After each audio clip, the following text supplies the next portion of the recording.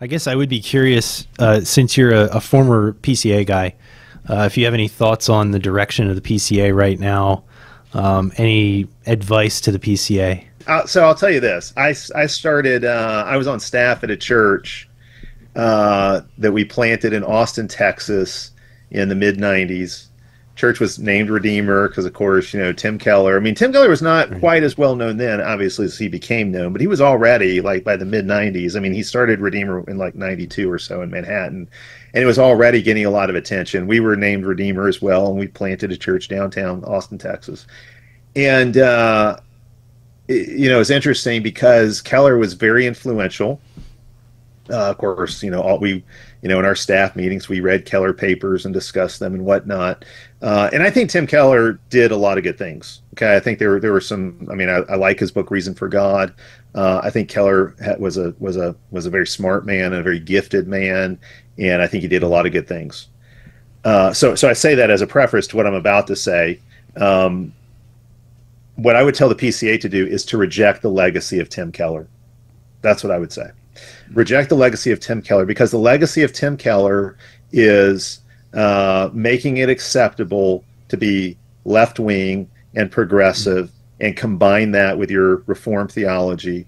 The legacy of Tim Keller is to downplay sexual difference, sexual roles, the Bible's condemnations of homosexuality and so forth. And just to minimize the differences between the sexes and the roles that God has called them to play, because none of that preaches well in the city. So you sideline that, you marginalize that. The legacy of Tim Keller is some degree of openness to critical race theory and even reparations and that kind of thing. Which, I mean, we're running out of time here, but there's all kinds of problems with that particular way of thinking and trying to deal with the race problem in the United States. So my advice to the PCA would be to appreciate what Keller did well and honor that, because there are some things there that were done well.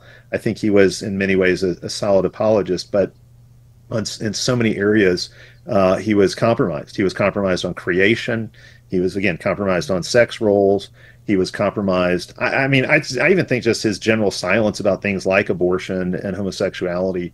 I mean, I don't want to accuse him of cowardice, but he basically taught a whole up and coming generation, or maybe two generations of PCA pastors, that basically there's no good way to talk about those things from the pulpit, so don't do it. And I think that's become.